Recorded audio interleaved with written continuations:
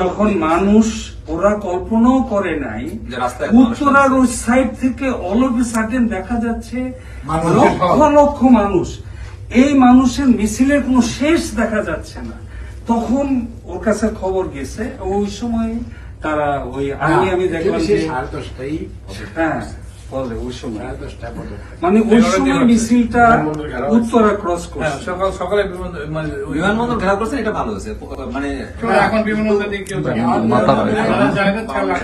মাথা লাগে এখন গেলে ল্যান্ড দিয়ে পালাবে, এগুলা পালাবে মানে ইয়েগুলা